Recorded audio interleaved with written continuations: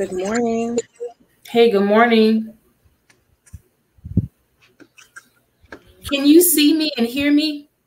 Yes. Can you see and hear me? Yes. Are you presenting on this topic? Yeah, it's a panel with Leroy. Oh, it's a panel. Mm-hmm.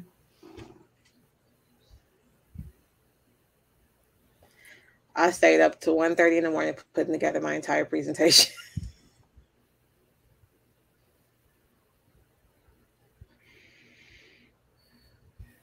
Okay. Leroy didn't tell you? No. No, ma'am. Okay. So I'll stop trying to download it and put it in. We'll still show your slides because you put work into it. I would have to walk through them all. It's okay. Oh. It's okay. I'm okay. It's nice to meet you. Your niche area is also in nonprofits? Yes, I do nonprofits and for-profits. Okay. So pretty much business startup period is what I specialize in. Okay.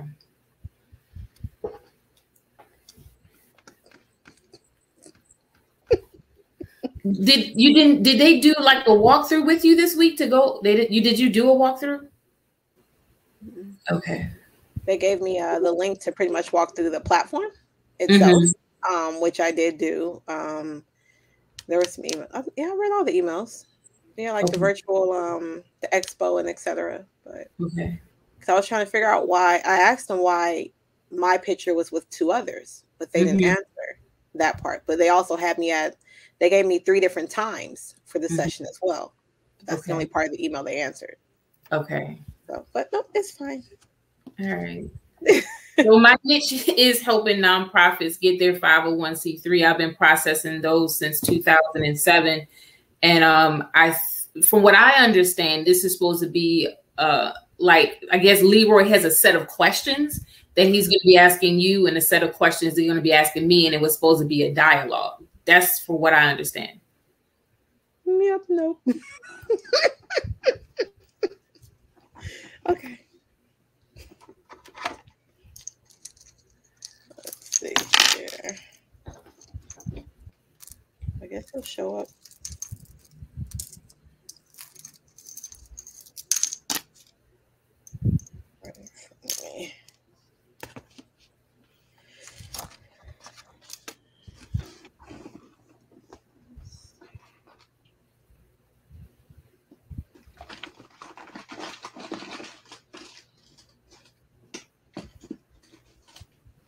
I can always redo my presentation on Facebook. More content. Yes, and I'll plug into it. I'll friend you and I'll plug into it whenever you do it. More content. That's easy.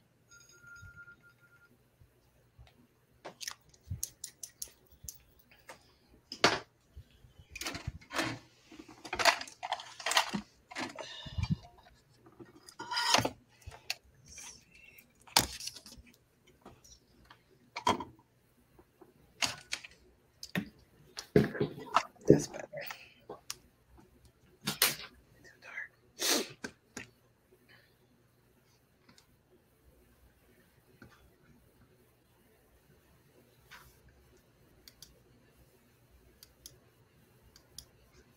I guess he'll show up. Like when I was coming in, was there an icon that popped up, or you just saw me immediately? I saw you. Actually, I had my head down, so I didn't even see the screen when you popped in. Okay. I had to think about, like, what was I doing when you popped in? I actually knew I had on another screen. So I actually heard you before I saw you. Okay.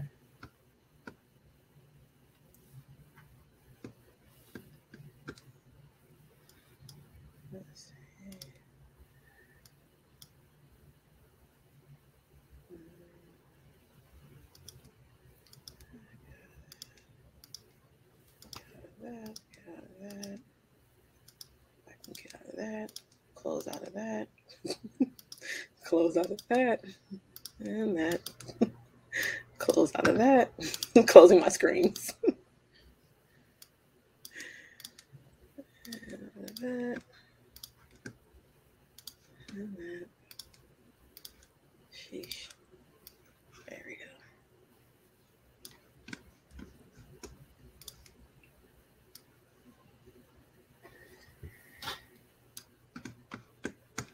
Good morning, Jessica. Good morning.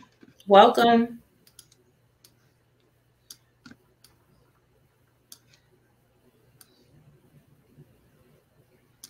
I'm going to send a quick text. Okay.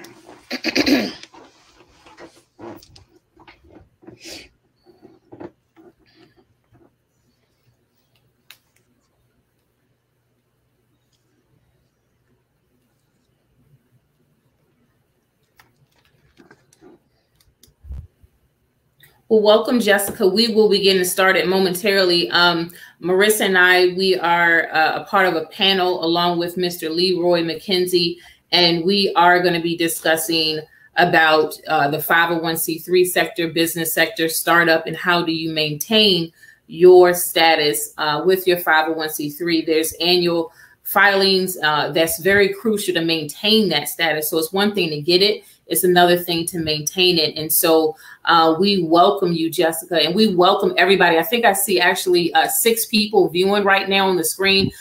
So while we're waiting on Mr. Leroy, we can just jump in. Marisa, if you want to give a little synopsis about who you are, and then I can do that. And then we'll be all together and can flow into the topic.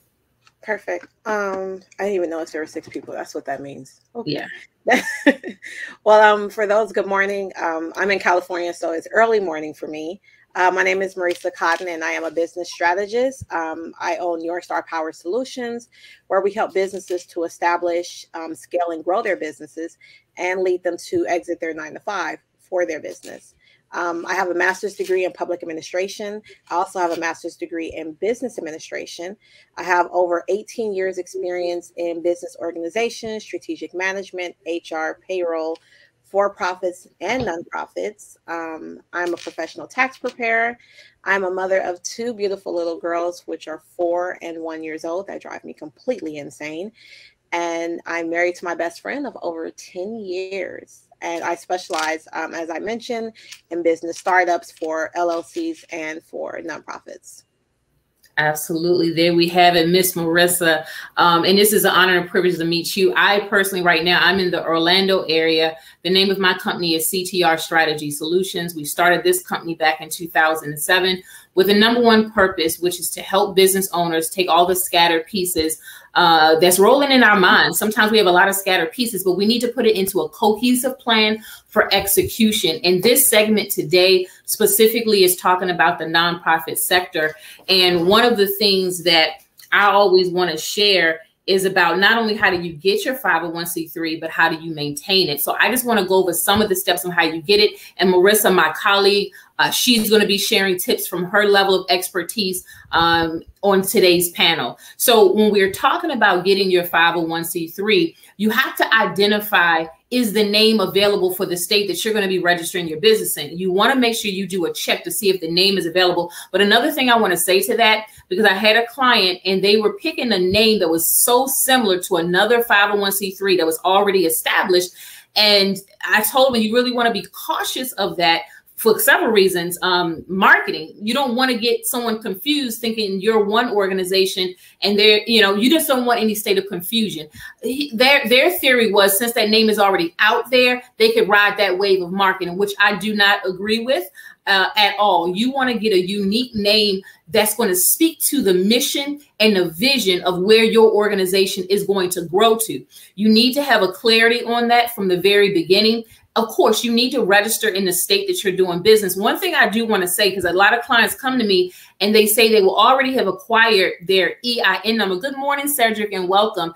They would have already acquired their EIN. You want to make sure you do things in order, because some people will say to me, well, I got my EIN, I'm good. An EIN does not register you for the state that you're doing business in. You have to actually register, and every state is different. For example, in Maryland, it's the Maryland Business Express. Here in Florida, it's called SunBiz. I'm in California. What department? It's all with the Secretary of State. Secretary of State. So you know, because we know different people are watching from different states. So you need to identify and make sure you register with that state. Then after you get registered, I know here in Florida, it can take about a week. In Maryland, it takes 7 to 14 days for them to process it. In California, what would you say? About 2 weeks. They're getting better. Okay, so about 2 weeks to process it in California. And then after that, then yes, you want to get your EIN. This is another thing I want to say, because I've had clients that will come to me, they processed their EINs many years ago, and now they want to get their business established. I have a client right now where IRS sent her a letter back, and they're going off of the date of the original EIN because she wanted to submit her 1023-EZ, but because they're going off of the original date, they now want to see what her financial records was from the original date of the EIN, not the date that we submitted the 1023, okay? So you want to understand and not do things out of order. You want to have an order to how you're submitting your paperwork. And then, of course, there's two different types of an application with the IRS. There's the 1023-EZ and it's the 1023 standard. Miss Marisa, do you want to share anything of your thoughts about the differences of the application?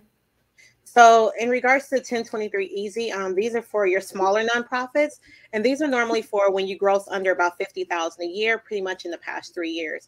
If you are a new organization, it's best to fill out the form 1023-EZ because you really don't know how your profits will really go or grow in the next 3 years. So you kind of have that advantage. When you are already established and you're kind of bigger than the 50,000 mark, there's the 1023 long form. And with the long form, it's longer. It's about 7 to 8 pages. It's a lot more in depth. It asks you more about your board of directors. It asks you more about your financials, more about the purpose of your mission, a lot more in depth. And these are mainly for assets that have about a little bit over 250,000 as well in their business. So when you're starting out, you want to make sure that the first things that you do after legally registering and doing your due diligence, first your due diligence, make sure your name and everything is taken care of, then register your business and then your EIN. You want to hurry up and hop on the 1023-EZ form, well, the 1023 form, so that you can fill out the EZ form before you get to the long form. Absolutely. And I would just piggyback, if anyone is in question on which one should they fill out, when you go to the IRS website and you click on the nonprofits and charities tab, there's actually a questionnaire that you can fill out. In that questionnaire, it's going to ask you several questions that's going to indicate, should you fill out the 1023-EZ or should you fill out the 1023 standard form? Just like Miss Marisa was stating, for a lot of startup grassroots organizations, 9 times out of 10, you want to flow with the 1023-EZ, just as she was stating, because one of the questions that's on that questionnaire that they're going to ask you, what is your projected operating budget? Okay, that is a big difference in terms of which application you're going to fill out, because if you fill out the 1023 standard, one of the things that you also will have to make sure you submit is signed bylaws. You also have to have a full narrative along with a full year, 3-year projected budget. Okay. And this is what I want to say for anyone that's going to be filling out the standard form. Your narrative and your budget has to be congruent. And let me give you an example. If someone is saying that they're going to start a housing program, right? Maybe it's for youth, maybe it's for seniors, but a housing program. There's no way in your budget should it be saying that you're going to pull this program off for $50,000, because that's just not realistic. In other words, your budget has to be congruent with your narrative. So when you think about a narrative, I want you to put back in your mind when you were back in school, high school, college, what have you, and you had to write this essay. That's essentially what your narrative is. You're going to have an opening, middle, and closing. And the IRS wants to see everything that you propose to do for a 3-year projection. Now, keep in mind, if you try to do the 1023-EZ, the operating budget, the IRS is saying that you're going to stick within that $50,000 range. In other words, $50,000 for year 1, $50,000 for year 2, and $50,000 for year 3, capping at $150,000 total. There's no cap with the 1023 standard, but you have to understand the difference and what documents you have to attach to submit to the IRS. Now, a common question that's asked, once you submit the application, how long will it take for approval? If the 1023-EZ application is submitted, it can take up to 90 business days. If it's the 1023 standard application that's submitted, it can take up to 6 months for approval. And Ms. Marisa, just jump in if you want to add anything to that. Or also, I want to point out, which is a helpful determining factor to make sure you pay attention to which form. The 1023-EZ form is going to cost you about $275, and that's just the form itself. So if anyone assists you in filling it out, just know if they charge you $300, $350, $400, $275 of that alone goes directly to the feds. When it comes to the long form is actually $600. So keep that in mind if you're trying to also figure out which one should you use, and to make sure you click on the right form, think of your budget and your money in mind. Absolutely. And the other thing I would to add to that with what Miss Marisa was just sharing, the financial difference, right? 1023 EZ, the IRS is charging you $275. 1023 standard form, the IRS is charging you $600. Now, here's what I also want to say. Once your application is submitted, the standard time, once again, 1023 EZ is 90 days, 1023 standard, 6 months. But understand in that process, after 30 days, the IRS says you can actually call in and check the status as to where your application is. Now, I want you to understand that it may not be finally approved by that time, but here's the reason why you want to call in after 30 days. You want to make sure it has been assigned to a representative, because sometimes the forms, the amount of forms that's being submitted to get these 501c3s, it's a lot, and you don't want your paperwork to get lost, right? So I always tell my clients, call in after 30 days to check on the status. And the other good thing about that is that once you call in to check on the status, they have to make notation of that. So if, let's say, it comes close to the 90 days and you haven't gotten your letter in the mail, you can track every time that you've called in, because there's a tracking number that you're going to get. When your online application is submitted, you get a tracking number, and you need to save your tracking number, because that's a timestamp as to when your application was submitted. So if it gets close to that 90 days, if you submitted the EZ, you can say, listen, my application was submitted XYZ date, and this is the tracking number. Is it close to being approved yet? Or they may need some additional information from you. So you want to keep in mind of the time frame when it's submitted, and do your due diligence of follow-up. One thing that I do want to say, though, is that whatever address you're putting on your 1023 application, make sure you're going to receive the mail. Now, I know this sounds trivial, but I've had many clients that will, one client in particular, they use this virtual address, and the provider that they were using, their mailing system was all messed up, and the IRS had sent them a letter. They just needed a signature form, and they was going to get approved, but it was a time frame that they had to respond by. Never got the mail. Then what happened was they had to start the process all over again. So whatever address you're using on the application, is super important that you have access to where that's being mailed. The IRS will not call you. They will not email you. They're only going to correspond with you through the mail. Anything, Marisa, if you wanted to pick back up on? Yes, and with that, I just want to say also that if you do get a letter from them asking for additional information, don't get scared, because sometimes they pick random letters just to pretty much ask more information and to get more in depth on them. It doesn't mean you're in trouble. It doesn't necessarily mean that you completed anything incorrectly. They just randomly do random checks to go more in depth on certain applications. I've had a couple. Well, I actually only had one pulled. I was like, oh, we do random checks.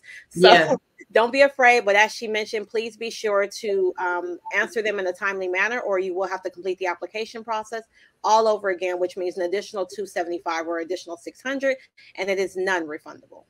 Absolutely. Another common question that's asked is, how then do you pay the IRS? It's actually at the end of the application. You submit payment right on the IRS portal. Now, this is what I want to also say too, and I think Ms. Marisa brought out a very good point. If you're working with someone and they're charging you whatever their consultant fee is, make sure you know, personally, I think you should submit your payment directly to the IRS. I don't believe in commingling the funds. Pay the consultant whatever you're going to pay, and pay your fee to the IRS separately, because you pay it directly through the portal on the IRS website, because you have an account.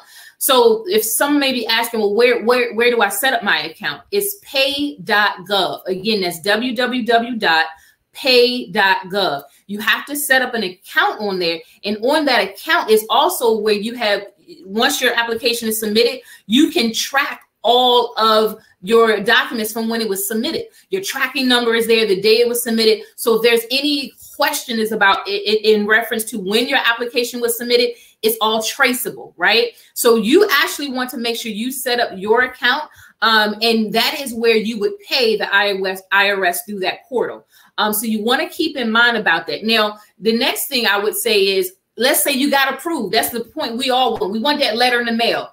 Now let's talk about, how do you maintain the 501c3? Marisa, do you want to share anything to that? And then I'll share after. One thing in regards to maintaining your 501c3, you want to make sure that you have all your paperwork in order, especially your bylaws. When it comes to your bylaws, there are different, and I didn't put it on here. When it comes to your bylaws, there are definitely certain sections in there that you want to have in there. And when you do your bylaws, don't just sit them on the shelf. You want to review them every year or so to make sure that everything is still current. Your board of directors are still in order. However you decide to run your organization, that's still in order as well. When you're picking your board of directors, it's best to have an odd number and have no less than 3. And also when picking your board of directors, you want to be careful about using family or all family on your board of directors, as that can be frowned upon and cause a concern with the IRS, because they want to make sure that with your organization that you are fair across the board in all that you do. Okay. In regards also, after you pick your board of directors, you want to make sure you pick your officers, your president, your secretary, your treasurer. Now, these necessarily don't have to be board of directors. However, board of directors can also serve in this capacity as well. In your bylaws, you want to make sure you have an asset protection clause. You want to make sure that you have your disposition of assets clause, your statement of purpose, the leadership of your nonprofit, the explanation of your dissolution process. So if your nonprofit should end and cease to exist, what exactly happens to the assets of the company? Where exactly does the money go? You can't just close it down and pocket the money and say, I'm done with it. I'm going to put this $25,000 in my pocket. You actually have to legally donate it to another organization, because technically it is a nonprofit and you are not. It's a nonprofit. You cannot receive profit from it. You want to make sure that you are completing your annual forms.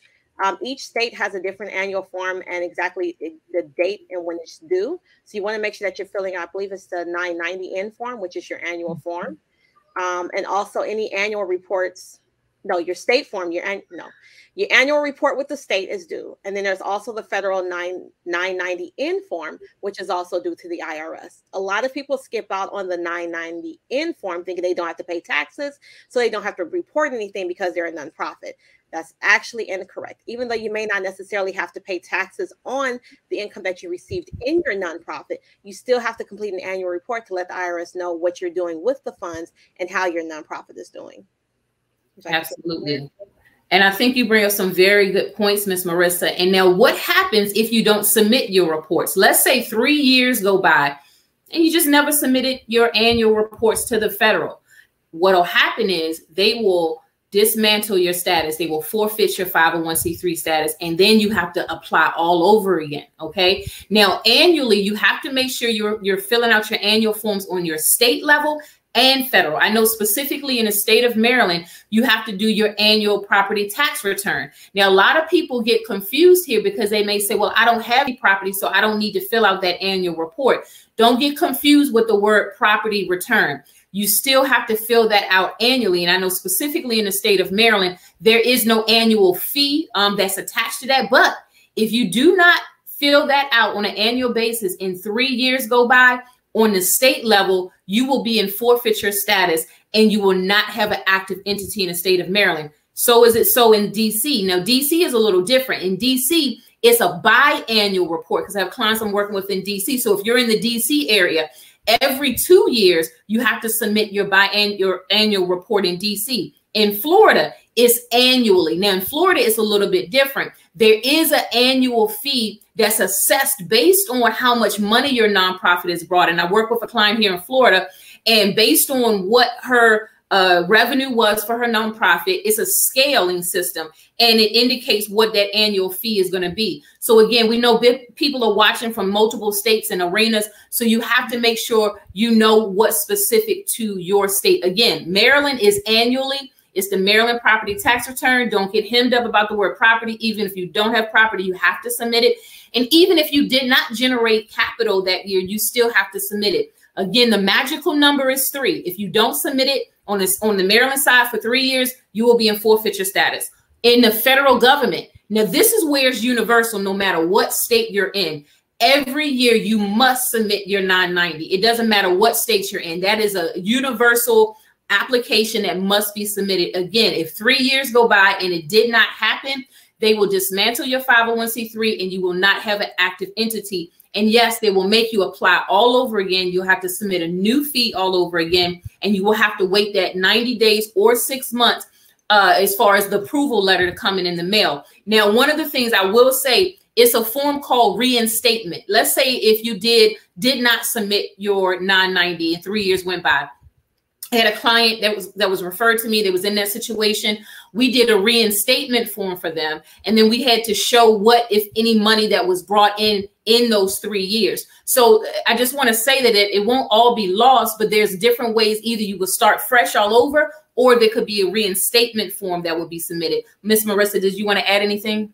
Also, in regards to compliance, think of it this way. A lot of people think of it as a daunting task that they can't keep up with. It's actually more of a daunting task if you don't keep up with it. If you're in the midst of getting funding for your organization or some type of program that you guys are enrolled in, and they ask for your paperwork and it's not active, you are now considered ineligible for that funding program or for that funding or that grant. And now you have to wait 90 days, which means the program may be closed. Now you're missing out on $100,000. You're missing out on $50,000. So when you think of it, it's actually more lucrative to keep up with these items than to just let them go by the wayside. And I have to say, even though Google is very friendly, it has a lot of information, there's also a lot of incorrect information out there. So just like a business, do not be afraid to invest in the right people to assist you with making sure that you have the right things in order. Ms. Catherine and myself, we actually help organizations such as yours to make sure that you guys can maintain your information, make sure that you guys in your annual compliance is in order, to make sure that you're not commingling funds, to make sure that you have your trademark if need be, and how to actually and properly register a trademark. Now, just because you have your nonprofit registration status with the state and you have your EIN, it does not protect your company name.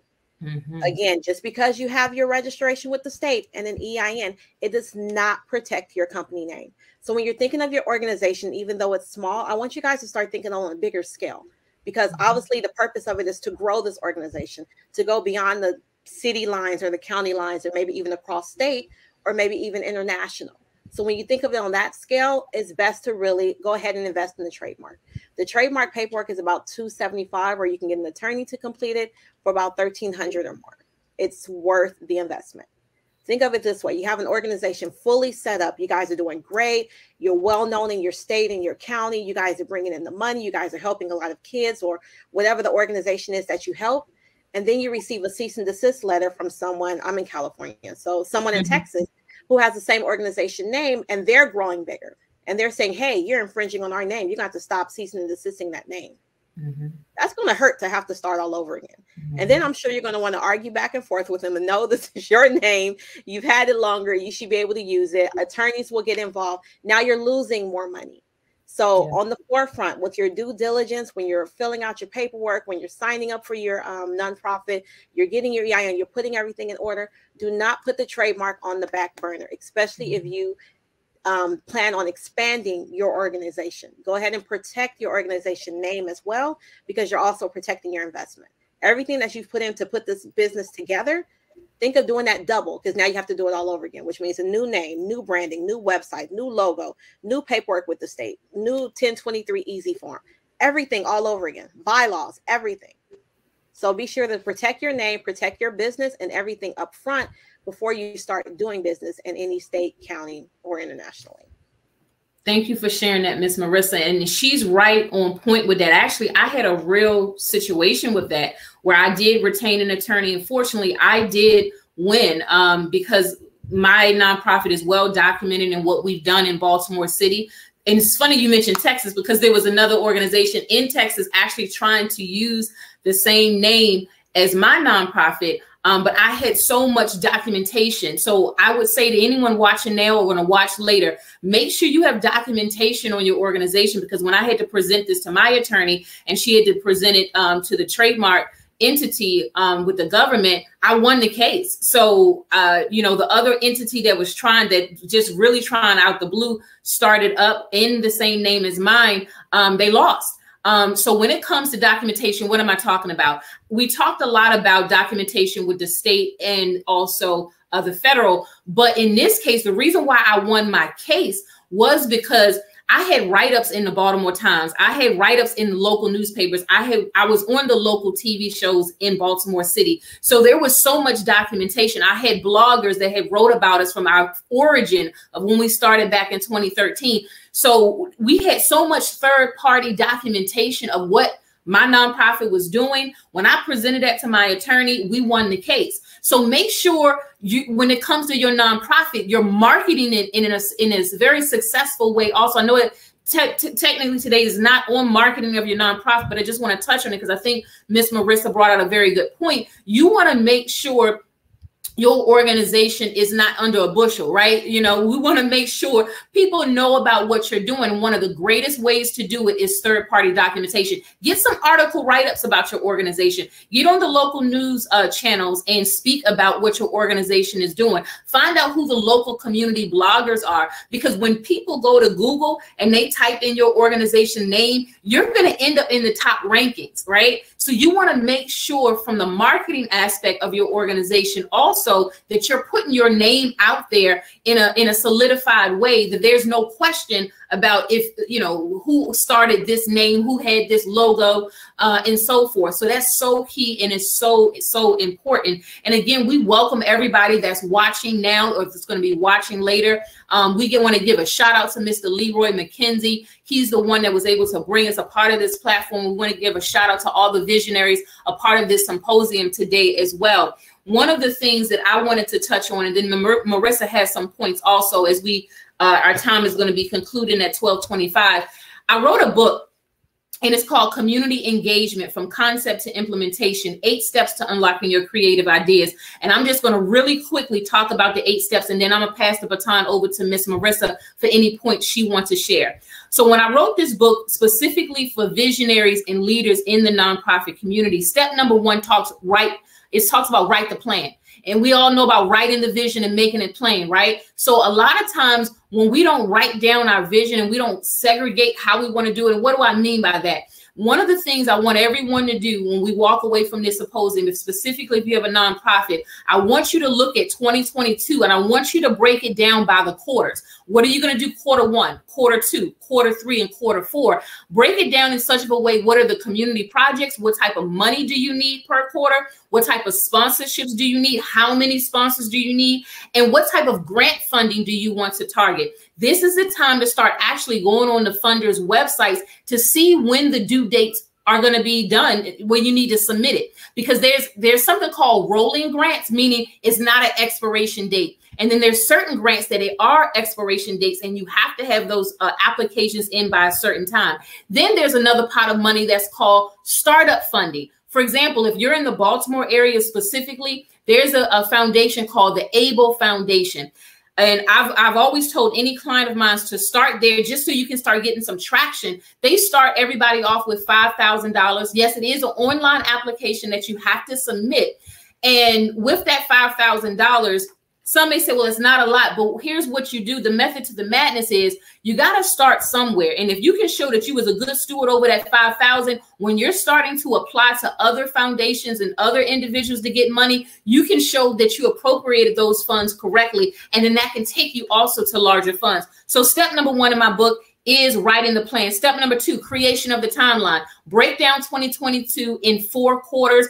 Break it down to the finances you need, how many volunteers you need, how many people you want to serve to date, because those are questions that's also going to be in a grant application. Step number 3, examine your assets. In my book, assets is not just only about money. Assets is who is in your network. So I want you to be thinking about who is in your network, your board members, your advisors, your volunteers, your partners. They all make up your assets, right? Because sometimes people say, well, I don't have a lot of funds for my nonprofit. I say, look again, look at your assets, but look at your assets from a different perspective. Step number 4 talks about developing a strategic alliance, your network. Who is in your network? Who is a part of your network? Because your network can help you generate the capital you need. Really quick story. I was taking a group of young people from Baltimore to Atlanta for a trip with my nonprofit. I needed the seed money to take care of the transportation and hotel. One of the individuals in my network introduced me to another business partner. He wrote the check on spot, covered everything. So you got to know who's in your network. So think about who's in your network. Step number 5, developing teams. What type of teams do you have in place, right? That's going to help you propel your mission forward. Do you have a volunteer recruitment team? Do you have a marketing team, right? You need to have different teams that's going to focus on different perspectives. Don't have everybody just in one circle. segregate, should I say, the different teams so they can execute on certain platforms. 6, 7, and 8, and then I'm going to pass the baton on to Miss Marisa. Step number 6 is talking about implementation.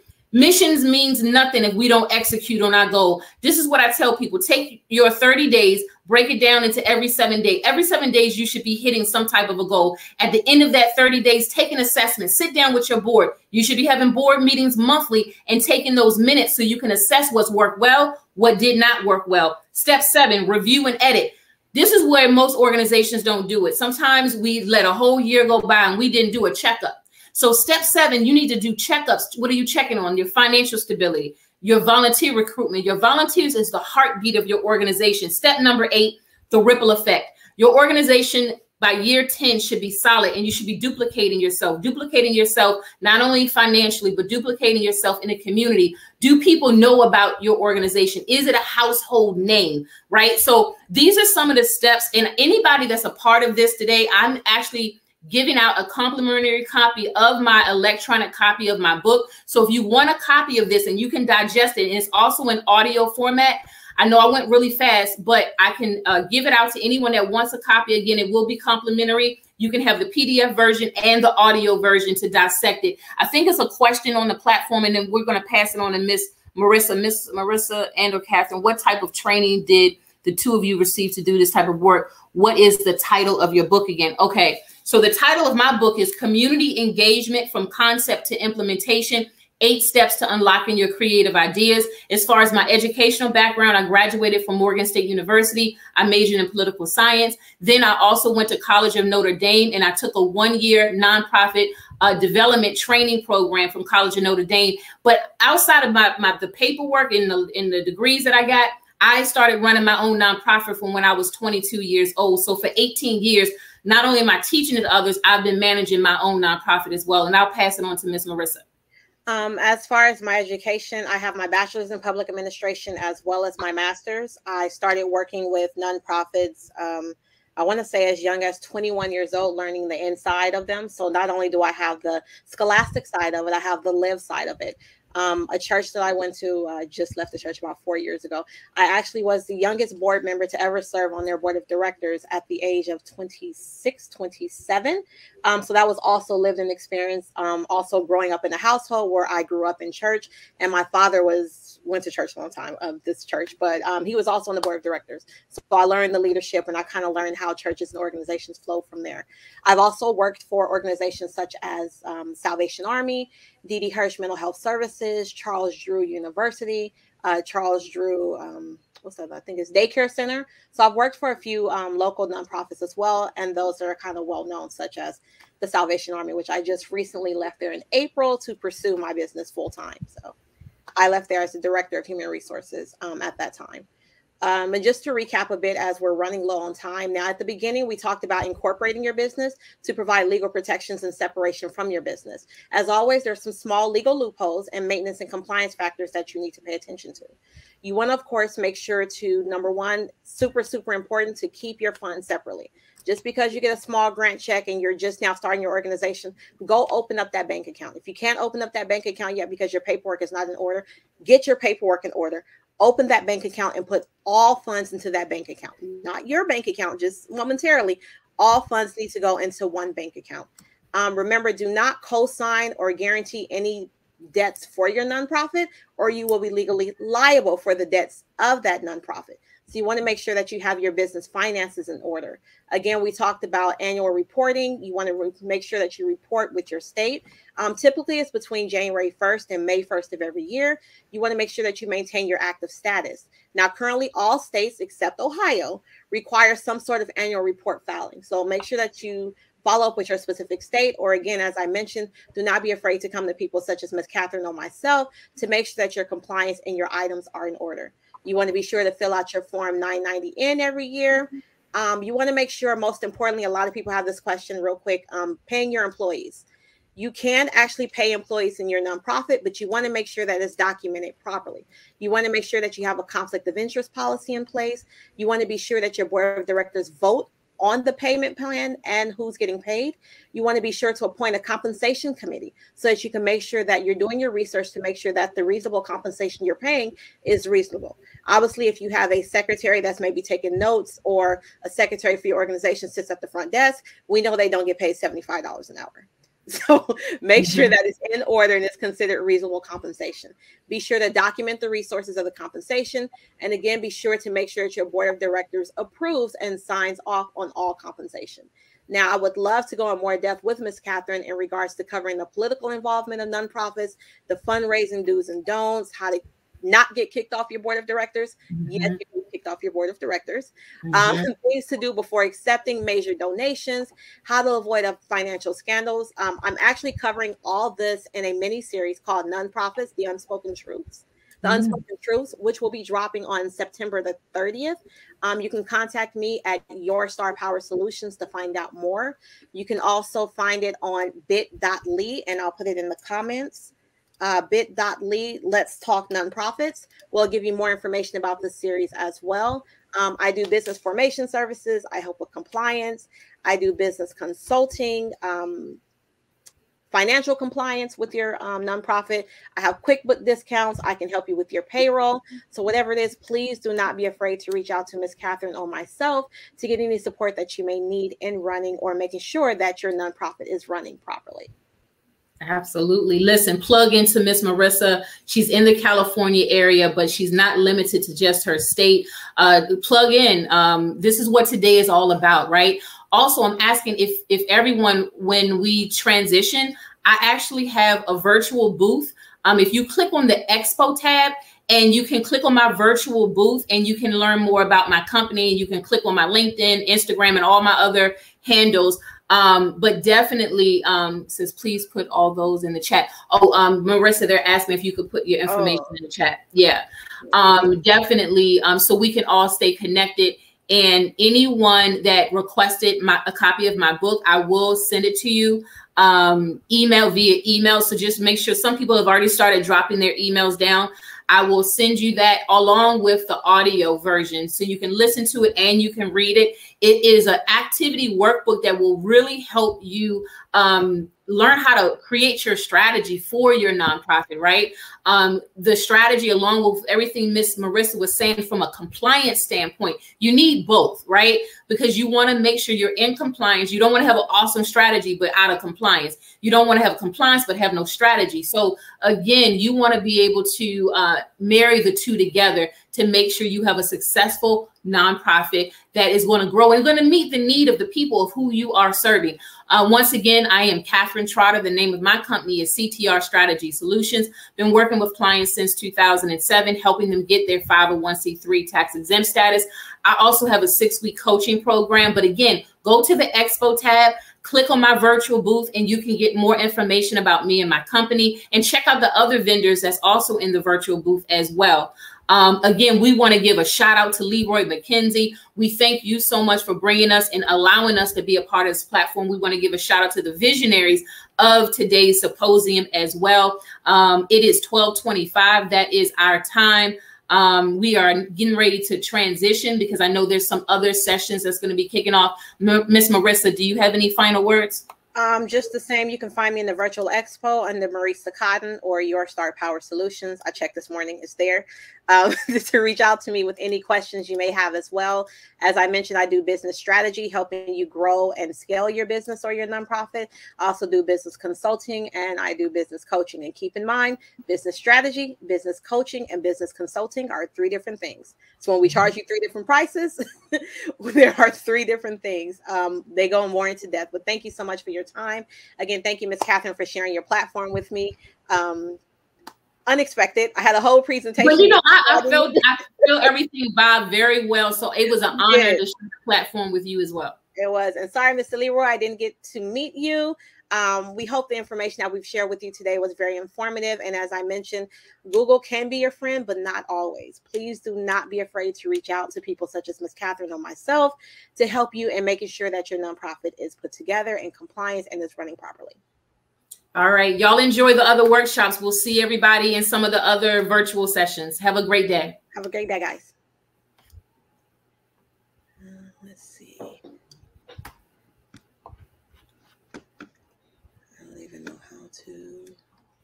They just leave out.